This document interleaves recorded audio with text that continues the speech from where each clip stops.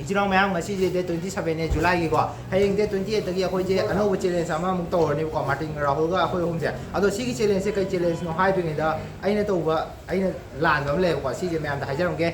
ai ji ko nga dagi online dagi video online dagi paisa kamai ta gani ha ba gi matang da video thakalak na hai je khana yama bane ai sum ta thakalak tre ko sigi je ai ji somna ka dai gi problem ma'am di thu ai khut nan tok pa tu da ma'am di lai le ko na ai yong ko pa adu mak pu ai sana pa mo na hai gi wa do ngak ko ngam da do adu gi da mut di ai tau do la le ko ai tau san la le ya ja le ado sigi matang da challenge de yaw ra ni ado challenge kai challenge no hai ma tam da ko ai ji ing chok le sing ani ga hum gi मेरागी निपा निपा में पोखीबनेको सिगे हंदकी ओइनादी सिगे कई नुमित तागे हाबे मतमदा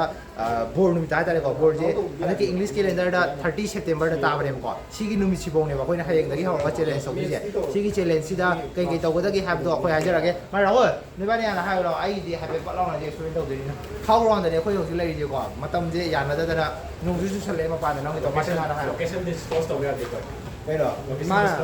location के जल्दी how round दने हायगो 나는 내 입에 살이 이거 찌지가 어디 하러 가? 아씨 더위? 프레임 지금 또 이상. 말도 하고 그래 이제 또 이거. 오케이 하면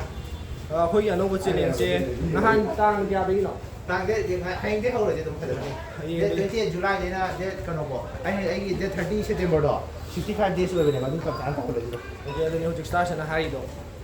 하이ing 되게 오르가 데 30 september 이라고디 뭐. अदो चैलेंज से आई की हंदकती यामदे नंबर 1 अगर थाजगे खनब एग्जाम की प्रिपरेशन लोई लोसलनी है सिलेबस चंब इन्फॉर्मेशन गईदो लोब लोसब एंड क्या तारे कट खर तौगे खी हचांग वेट खर चिंगे अखोनी बकी तौद्रीदो कनानो यानी तारे तारे कई हारो अदुने हुजिकी अनीदो खकने आइगी हनकि चैलेंज याम हंद्रे हाइदी आइगी अमा एग्जाम दो याम अदुम खर अदुम चाव बोने को अदुना अदुगी एग्जाम की मतंग दो प्रिपरेशन दो चंगबा इन्फॉर्मेशन और सिलेबस गई आइना लोम कवर तौ लोशनबा एंड आइगी हुजि हचांग की क्या तारे बॉडी फैट खर लौथोकबा हाइदी कट तौ बाय तारे सम सम हाय सेनि जे हा नि सिंग नमनी हायने राहुल गो bro di sao chụp hình post đấy bro đi bảo mồm rất giàu cái gì mà rồi xí đấy sao nó mua này cái đấy ôi vậy à rồi thật là đấy ai mình nghe Rahul ông dịch ngang cái đó Martin có ai cái nào Rahul có ai cái challenge đi ông không có ai cái nào mua han mà đó mà han mà Martin cái biết mà nào ai cho ai nó thay cái bài exam đó mà cái syllabus đó lotion mà đấy lotion ya lotion da ku ri adu handa ki chile lotion aur ge adu ma ro mathang dana ai income ma chana expenses kha ai ham en na to ma le ai na ko kan da aduna soje kha ka thara saving do ne hen kalan ba ani su na adu ahum su dana kai ai gi study time ji am pa na to na ha dai to ri se adu handa ki khara hen kalan khara chile si da khara hen kalan ge na si om jo da ba gi chile sina ro ngam do chon na ge ya wa na ge okay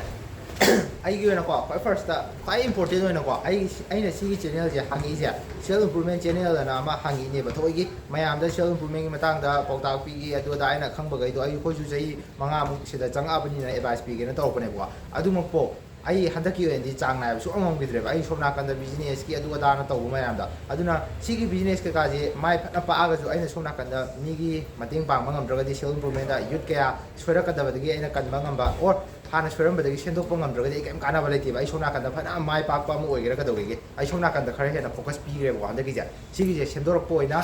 self improvement ki video se ko handa ki date 30 July da gi ko Wednesday tarang gani Wednesday ga Saturday ga ai thagat pam thok puje hafta am video ani ni compulsory dum thakala ni ba ko self improvement ki matang ni ko no fail ki matang da game sana matang da adum yawra ni nupi ki matang da lom yawra ni ko sima le ko aduga ani subada cutting je fazana to ba cutting je handa ki je ai ki 65 days ya sima fazana cutting to ro matung da martin ge bani je punsi ge nei bani je proper bulking to dire ba ko gym sana khala ko da ge adu sigi ji ma to ro ge na khali ko cutting ji ma dum akhoi han de ju to ro ni sima di yam he na extra na ha pu ba na te hoji video thagat pa do aduma compulsory to ni aduga सुबह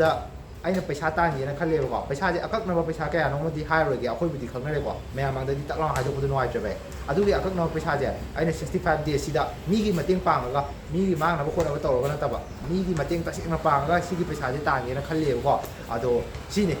ꯋꯥꯔꯤ ꯑꯃ ꯁꯤꯗ ꯂꯩꯔꯦ ꯆꯦꯂꯦꯟꯖꯁꯤꯒꯤ ꯃꯇꯥꯡꯗ ꯑꯗꯣ ꯑꯩꯈꯣꯏ ꯑꯍꯨꯝꯁꯤꯒꯤ ꯆꯦꯂꯦꯟꯖꯁꯤꯒꯤ ꯃꯇꯨꯡꯗ ꯃꯥꯟꯗꯤ ꯃꯥꯟꯅꯗꯦꯀꯣ ꯃꯥꯔꯇꯤꯟꯒꯤꯅ ꯇꯣꯉꯥꯟꯕ ꯑꯃꯅꯦ ꯑꯩꯒꯤꯅ ꯇꯣꯉꯥꯟꯕ ꯑꯃꯅꯦ ꯔꯥꯍꯨꯜꯒꯤꯅ ꯇꯣꯉꯥꯟꯕ ꯑꯃꯅꯤꯀꯣ ꯁꯤꯗ ꯍꯦꯛ ꯄꯣꯔꯕꯀꯣ ꯑꯄꯣꯕ ꯃꯤꯁꯦ ꯀꯩꯗꯧꯗꯦꯕ ꯑꯦꯗꯚꯦꯟꯆꯔꯁ ꯇ꯭ꯔꯤꯞ ꯑꯃ ꯁꯤꯜꯂꯕꯀꯣ ꯑꯄꯣꯕ ꯃꯤꯗꯨꯅ ꯅꯠꯇꯦ ꯑꯀꯥꯕꯅꯤꯗꯨꯅ ꯑꯀꯥꯕꯅꯤꯗꯨꯅ ꯑꯀꯥꯕꯅꯤꯗꯨ ꯁꯤꯜꯂꯦꯗꯅ ꯑꯄꯣꯕꯗꯨꯗ ꯑꯦꯛꯁꯄꯦꯟꯁꯦꯁꯁꯤꯡꯗꯣ ꯀꯣꯚꯔ ꯇꯧꯍꯟꯕ ꯑꯄꯣꯕꯗꯨꯅ ꯄꯩꯁꯥꯗꯤ ꯄꯣꯔꯤꯕ ꯃꯤꯗꯣ ꯔꯥꯍꯨꯜꯗ ꯍꯥꯏꯇꯥꯔꯦ ꯑꯩ ꯀꯥꯗꯣꯏꯅꯦ ꯅꯠꯇꯦ ꯀꯥꯗꯦꯕ ꯑꯣ ꯅꯪꯗꯤ ꯀꯥꯗꯦꯕ ꯕ꯭ꯔꯣ ꯑꯩ ꯁꯨꯃꯥꯏꯅ ꯊꯥꯔꯒꯦ ꯑꯗꯣ ꯑꯍꯨꯝ ꯑꯉꯝꯃꯒꯗꯤ